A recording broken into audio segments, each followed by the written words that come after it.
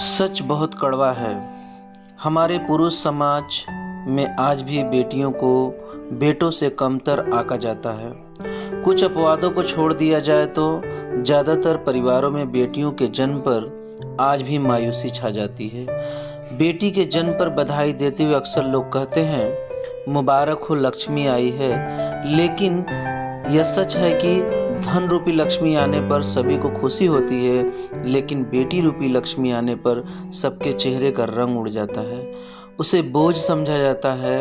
इसी मानसिकता के चलते कन्या भ्रूण हत्या जैसे जघन्य अपराध का सिलसिला थमने का नाम नहीं ले रहा है, बल्कि वक्त के साथ बढ़ता ही जा रहा है। आपको कुछ ऐसे आंकड़े बता रहा हूँ जिसे सुनकर आप शर्मसार हो जाएंगे। पिछले 5 सालों में राजस्थान में 5 से लगभग 7 लाख बच्चियों को कोख में मार दिया गया। राजस्थान के जैसलमेर जिले के एक गांव देवदा में 25,000 लोगों में सिर्फ 12 महिलाएं हैं। पंजाब में हर दिन 275 लड़कियों की जन्म से पहले हत्या कर दी जाती है। महाराष्ट्र में पिछले 10 सालों में करीब 5 लाख बच्चियों को जन्म से पहले ही मार दिया गया। हरियाणा, पंजाब, महाराष्ट्र, गुजरात, राजस्थान, उत्तर प्रदेश, हिमाचल प्रदेश, बिहार जैसे राज्यों में पुरुषों के मुकाबले महिलाओं का अनुपात तेजी से घटता जा रहा है। कन्या भ्रूण हत्या के कारण हमारे देश में दशकों से बेटों की चाह में बेटियों की बलि चढ़ाई जाती आ रही है। कहीं जन्म लेने के बाद उसे मार दिया जाता है, तो कहीं जन्म से पहले। अब नई तकनीक की बदौलत उन्हें दुनिया में आने ही नहीं दिया जाता। आखिर क्या कारण है कि लोग लड़कियों को जन्म ही नहीं लेने देते? इसमें कुछ कारणों के बारे में हम लोग बात करेंगे। पहला कारण है लड़कियों को बोझ समझने की सबसे बड़ी वजह बरसों पुरानी दहेज प्रथा, जो आज भी फल फूल रही है। शादी के समय बेटी को लाखों रुपए दहेज देना पड़ेगा, यही सोचकर लोग लड़कियों के जन्म से डरते हैं। दूसरा है लड़कियों को पराया धन समझना। शादी के बाद पति के घर चली जाएगी, लेकिन लड़के बुढ़ापे का सहारा बनेंगे, वंश आगे बढ़ाएंगे, खानदान का नाम रोशन करेंगे। यह सोच लड़कियों को जन्म के आड़े आती है। कई परिवार लड़कों के जन्म को प्रतिष्ठा से जोड़कर देखते हैं। ऐसे परिवारों में लड़कियों के जन्म को शर्मनाक समझा जाता है। यदि पहली लड़की है तो दूसरी लड़की को जन्म नहीं लेने दिया जाता। और लास्ट कारण है गरीबी, अशिक्षा और लड़कियों को बोझ समझने वाली मानसिकता कन्या भ्रूण हत्या के लिए सबसे ज्यादा जिम्मेदार है। अपने हक से महरूम है आधी आबादी। स्त्री को माँ और पत्नी के रूप में अपनाने वाला समाज न जाने क्यों उसे बेटी के रूप में स्वीकार नहीं कर पाता।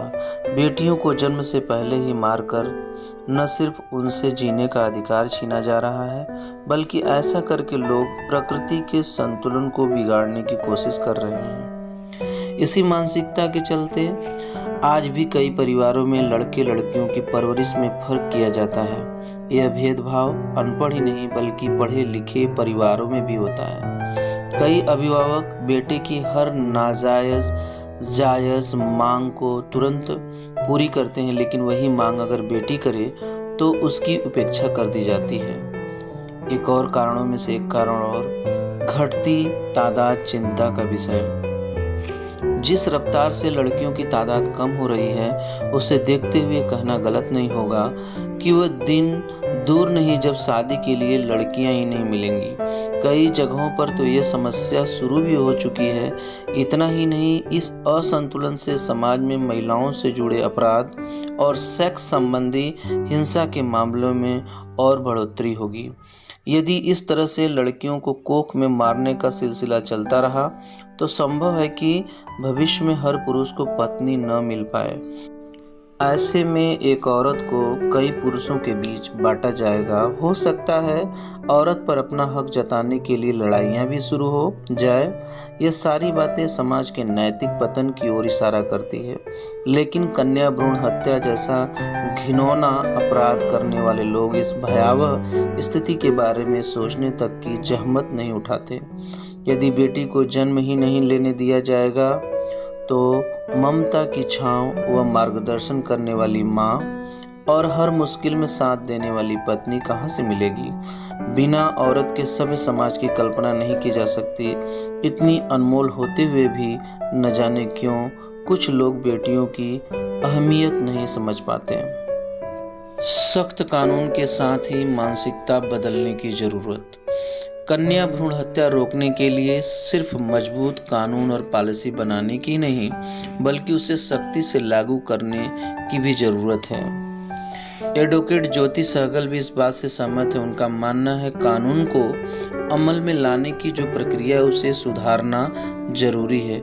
साथ ही कन्या भ्रूण हत्या जैसे सामाजिक बुराइयों को खत्म करने के लिए लोगों की सोच बदलनी भी बेहद जरूरी है। जब तक लोगों के विचार नहीं बदलेंगे, सिर्फ कानून बनाने से कुछ नहीं होगा।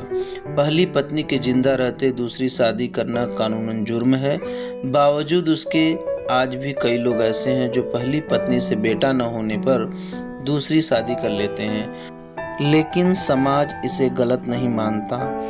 जब तक ये स्थिति नहीं बदलेगी, लड़कियों को उनका हक नहीं मिलेगा। जन्म से पहले ही लड़कियों को मारना हत्या जैसा जुर्म है और इसके लिए डॉक्टर के साथ ही वो व्यक्ति भी सजा का हकदार है जो गर्भपात कराता है।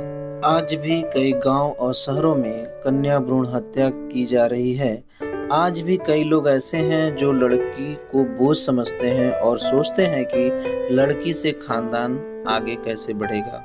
महिलाओं की सामाजिक स्थिति में सुधार लाने के लिए सबसे पहले इस विचारधारा को बदलने की जरूरत है।